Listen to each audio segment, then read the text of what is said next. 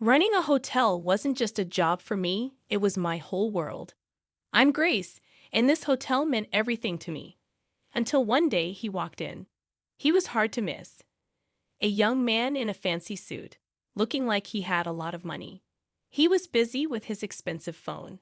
But when he checked in, he did it with a smile that could knock you over. "Good evening, I'm Ethan," he said, his voice smooth as silk. "I'm staying for a couple of nights. Anything interesting going on around here?"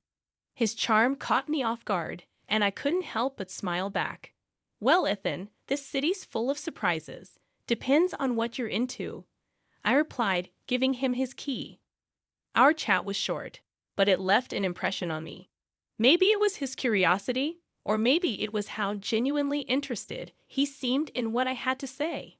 He didn't stay long, but when he left, there was a note on the counter. "Enjoyed our talk. Care to continue it over dinner?" It read. I hesitated, not used to mixing work with my personal life, but there was something about him that drew me in. We met at a cozy local restaurant, away from the hustle and bustle. "You really know this place well, Grace," Ethan said with a smile as we sat down. I laughed, feeling strangely comfortable. "I guess you could say I've spent a lot of time here." As we talked, time flew by. Ethan seemed like an open book, sharing stories of his travels and investments. When the conversation turned to me, I found myself opening up more than usual. I told him about losing my parents and how it had been just my sister Mia and me against the world since I was 21. "That's a lot to handle, Grace. You must be really strong," Ethan said, his eyes showing admiration. I shrugged, trying to brush off the compliment. "We all deal with what life throws at us, right? Mia has always been my priority. Our parents left us a little something, and I've been careful with it, trying to make it grow." He nodded thoughtfully. "Impressive. You've got a good head on your shoulders." As the night went on, I realized something. I hadn't laughed this much in a long time. But whenever I tried to learn more about Ethan's family, he skillfully changed the subject. "My folks and I don't see eye to eye. Let's just say they have their ideas about life, and I have mine," he said, a shadow crossing his face. I didn't push further. We all have our own stories and scars. As the evening drew to a close, I found myself not wanting it to end. There was something about Ethan that made me feel alive in a way I hadn't in years.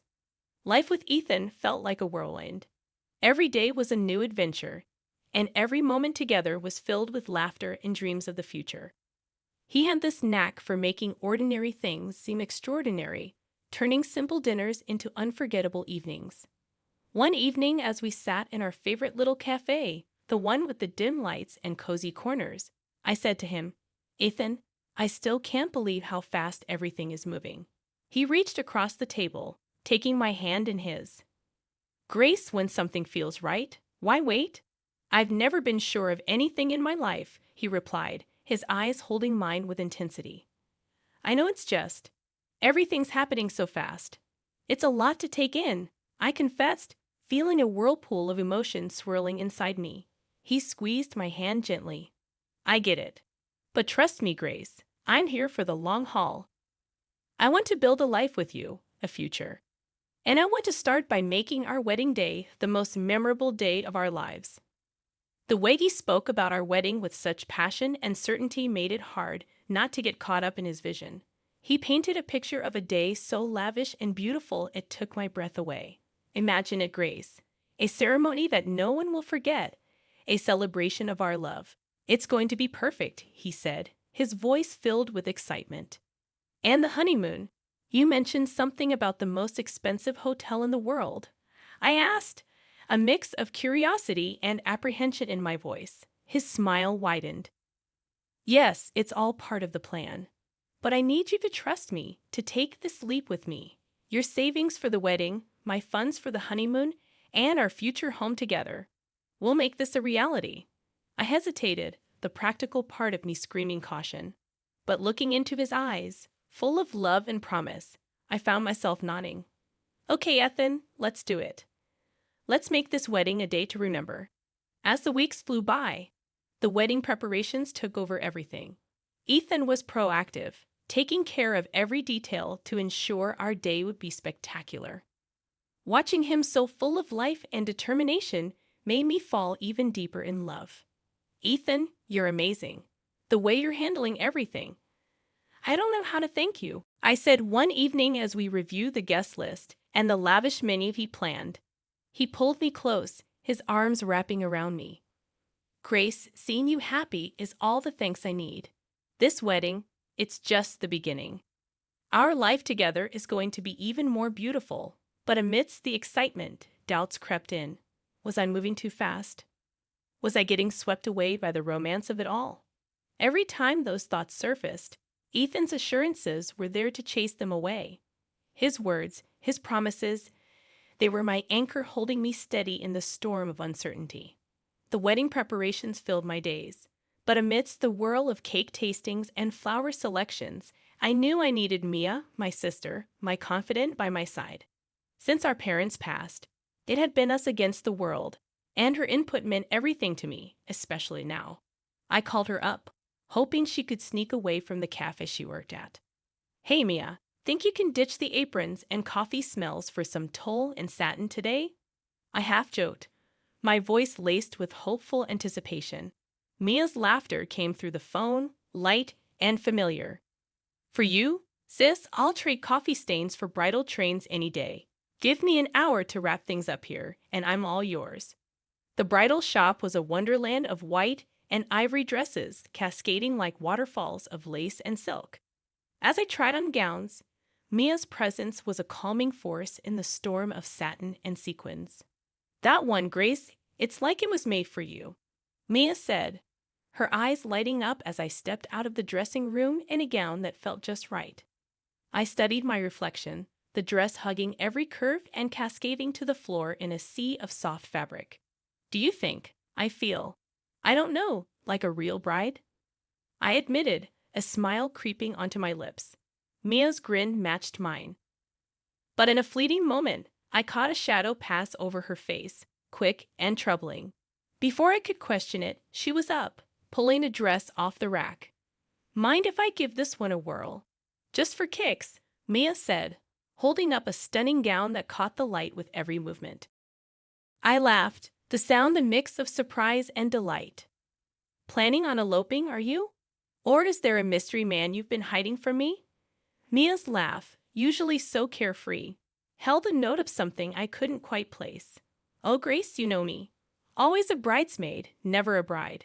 But a girl can dream, can't she? She quipped, though her gaze darted away, hiding something. The day rolled on, a blend of laughter and whispers of silk, but Mia's mood seemed to flip like a switch, her usual bubbly demeanor clouded by moments of distraction. Everything okay, Mia? You seem a bit off today, I probed gently, concern threading through my words. She was quick to dismiss it, a wave of her hand erasing my worries. It's nothing really. Just cafe chaos. You know how it gets, Maya assured me, but her forced smile didn't quite reach her eyes. As we left the bridal shop, the weight of her secrets seemed to hang between us, an unspoken tension that neither of us could quite navigate. I wanted to believe it was just pre-wedding stress, maybe a spat with a troublesome customer, but the nagging in my gut told me it was something more. That night, as I lay in bed, the excitement of finding the perfect dress was overshadowed by the puzzle that was Mia's behavior. She was the one person who had always been an open book to me, yet now there were pages I couldn't read, words hidden just out of sight. And as the wedding day edged closer, the joy I should have been feeling was tinged with a worry I couldn't shake. Mia and I have faced everything together, but now it felt like there was a growing gap, one filled with secrets and unasked questions. Little did I know, the answers to those questions were about to turn my world on its head. It was a day like any other, or so I thought, until Ethan left his phone buzzing and forgotten on the kitchen counter. As I went about tidying up the apartment, the constant notifications from his phone nagged at me, a persistent reminder of something amiss. The lack of a password was a surprise, but it was nothing compared to the shock that awaited me inside. The messages between Ethan and Mia were like a punch to the gut, each word a betrayal that tore through my heart. They weren't just having an affair. They were planning to push me aside like I was nothing. Like all the years of sisterhood with Mia meant less than the dirt under their shoes. I read and reread Mia's message, confessing her pregnancy with Ethan's child. The words blurred as tears clouded my vision. Can't believe we pulled this off.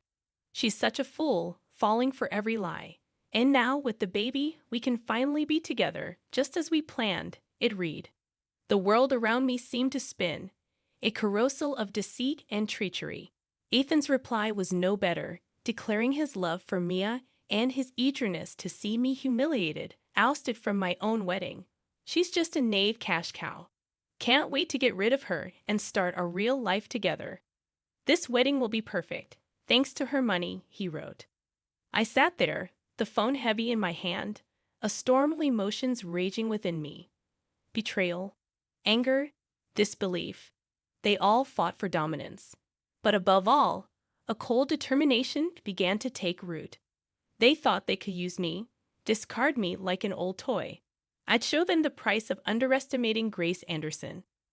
When Ethan returned, his carefree demeanor was like a slap in the face.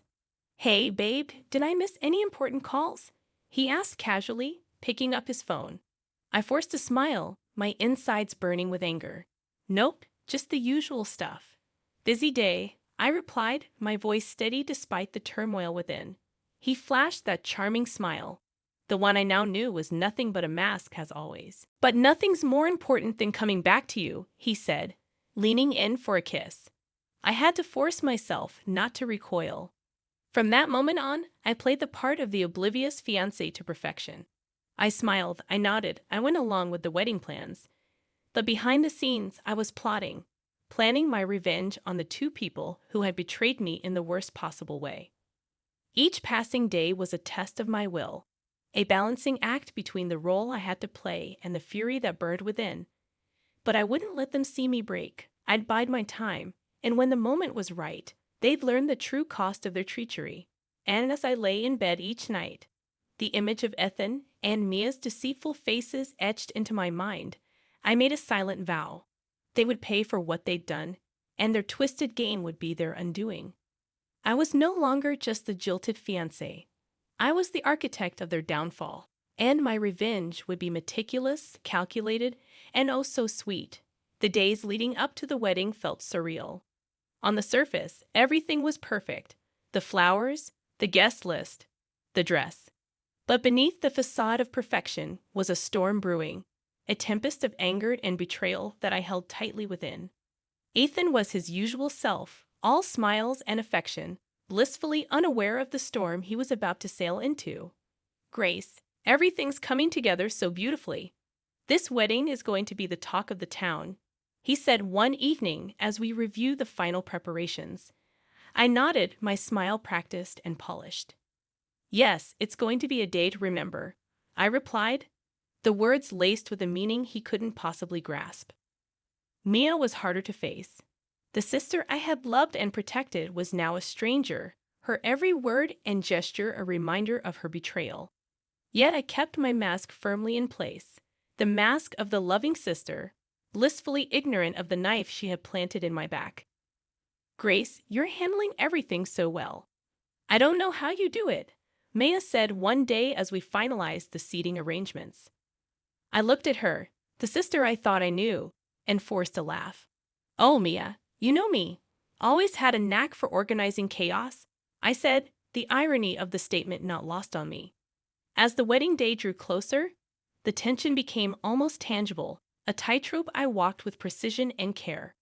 Ethan's phone was now always guarded, his conversations hushed and hurried. But it didn't matter. I had seen enough, knew enough. The morning of the wedding dawned clear and bright, a beautiful day for a beautiful disaster. As I got ready, the reflection in the mirror showed a bride serene and poised. But behind the veil and the makeup was a woman on a mission, a woman who would no longer be played in someone else's game. Mia is running late, huh? Ethan remarked casually, adjusting his tie. I met his gaze in the mirror, my eyes giving nothing away. Yes, but she'll be here. Wouldn't miss it for the world, I replied, the double meaning clear in my voice.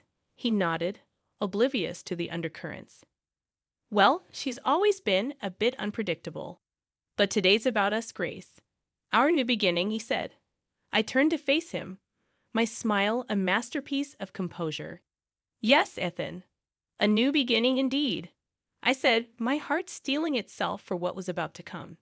And as I walked down the aisle, the eyes of friends and family on me, I knew that this was it. The calm before the storm was over, and the reckoning was about to begin. The vows were waiting, the guests were watching, and the stage was set. It was time for the truth to come crashing down, and for the real show to begin. Standing next to Ethan in front of the priest, my heart was a mix of hope and trepidation. The words of the vows hovered in the air, a promise of forever that was about to be shattered in the most brutal way. The guests, unaware of the storm about to break, watched us with smiles and teary eyes. But then the unimaginable happened. Mia, dressed in a bridal gown that mirrored my own, stormed down the aisle, her eyes locked on mine, not with sisterly love, but with a cold determination that chilled me to the bone. Move aside, Grace. I'm the one who deserves to be here. Ethan loves me, and this child I'm carrying is his, Mia declared, her voice cutting through the stunned silence. The room erupted into whispers and gasps, the guests turning to each other in confusion and disbelief. Ethan, rather than showing any sign of shock or remorse, let out a hearty laugh, his true colors shining through the polished facade. Well said, Mia. Grace, you've been a good host, but this is where your part ends. Why don't you join the audience? This is Mia's moment now. Ethan sneered, his words dripping with mockery and contempt. The audacity of their betrayal, so public and so cruel, sent a shockwave through the crowd. But as the reality of the situation sank in, my reaction surprised everyone, including myself. I looked at Ethan, then at Mia, and smiled. Of course, why not? I wouldn't want to miss the show after all. I did pay for it, I said, my voice calm, betraying none of the turmoil inside me. Mia and Ethan exchanged a confused glance, clearly not expecting such a composed response. The guests, too, were baffled, their eyes darting between us, trying to make sense of the surreal scene unfolding before them. As I gracefully took a seat among the guests, my head held high, the whispers grew louder. What's she up to? Is she really going to let this happen? The questions buzzed around the room like a swarm of bees. But I remained serene, a statue amidst the chaos. Ethan and Mia, now standing together at the altar, looked unnerved. My calm demeanor had thrown them off their plan to humiliate and discard me, not unfolding as they had anticipated. What's your name, Grace? Why are you so calm? Ethan asked, his voice a mix of curiosity and concern. I met his gaze, my smile never wavering. No game, Ethan. Just enjoying the fruits of my labor. Please proceed. I'm eager to see how this plays out, I replied, my words like velvet-covered daggers. The ceremony resumed, but the atmosphere had shifted. The guests watched in a mix of shock and anticipation, unsure whether they were witnessing a wedding or the prelude to a dramatic reckoning. As Mia and Ethan exchanged vows, the words felt hollow, a mockery of the sacred promise they were supposed to represent. And as I sat there, surrounded by friends and family who were struggling to comprehend the spectacle, I knew that this was just the beginning. The real show was yet to come, and Mia and Ethan, in their arrogance and deceit, had just secured front row seats to their own downfall. As the priest asked if anyone objected, the doors burst open. A woman older and more worn than either Ethan stormed in, her eyes blazing with fury. Stop this wedding right now, she demanded, her voice slicing through the silence like a knife. Ethan, what are you doing here? He stammered, the mask of the perfect groom slipping away. I'm here to stop you from making a bigger fool of yourself and these people. Grace, you deserve to know the truth, Catherine said, turning to me with a sympathetic look. The murmurs among themselves, the scandal unfolding before them, more gripping than any soap opera. Maya clutched her stomach, her face a mask of shock and fear. Catherine continued, her voice firm and clear. Ethan is a liar and a cheat. He's in debt up to his ears. His investments failed, and he's been using you all to dig himself out of his hole. And Mia, you poor girl, you're just another pawn in his game. The room erupted into chaos, the guests rising from their seats, the whispers growing louder. Ethan tried to speak, but his words were drowned out by the uproar. I stood up, my heart pounding, but my voice steady. "There's more," I announced, silencing the room. I hired a private detective after I discovered Ethan and Mia's affair. Not only is Ethan already married and drowning in debt, but he's also been hiding a daughter, a child he's never supported, I declared. Mia's face crumpled, the reality of her situation crashing down around her. "Ethan, is this true? Tell me she's lying," she pleaded, her voice breaking. Ethan, now pale and defeated, had no words. His lies, his deceit, all laid bare for the world to see. But the final blow was yet to come. As the guests processed the revelations, Ethan's parents, two stern and imposing figures, entered the room. I had reached out to them, told them everything, and now they were here to confront the son who had brought shame to their name. Ethan's father, a man of few words, spoke with a voice that resonated with disappointment and anger. "Ethan, you are no son of mine. Your actions today and in the past have shown your true character. You are cut off from our family and our fortune." As the room settled into an uneasy silence, I looked at Ethan, Mia, and the shattered dreams they had tried to build on the foundation of deceit. The pain of betrayal still throbbed in my heart. But standing there amidst the ruins of what was meant to be my happiest day, I knew that this was not the end of my story. In the aftermath, I found myself in the cold halls of justice, seeking reparation for the damage Ethan had caused. The courtroom felt like another world, a place where the pain and humiliation I had endured were translated into legal jargon and paperwork. "Ethan, you've not only broken a promise, but you've also shattered trust and exploited generosity. You owe me more than just an apology. You owe me compensation for turning my life upside down," I stated firmly. The judge's gavel sounded like thunder in the tense silence. "The court finds in favor of the plaintiff. The defendant is hereby ordered to pay $50,000 in damages for the distress and financial loss caused," he declared. As I walked out of the courtroom, the burden of the past months felt lighter. Justice had been served, but the road to healing was just beginning. Ethan's troubles didn't end with me. Catherine, his legal wife, fueled by hurt and fury, launched her own legal battle, demanding compensation for his infidelity and neglect of their child. Life moved on, but the scars of those tumultuous months remained. I focused on rebuilding my life, on finding peace in the simple things. I had loved and lost, trusted and been betrayed, but through it all, I had survived. And as I looked back on everything that had happened, I realized that the most important journey was the one I was taking within myself, a journey of healing, of rediscovering my strength, and of learning to trust and love again.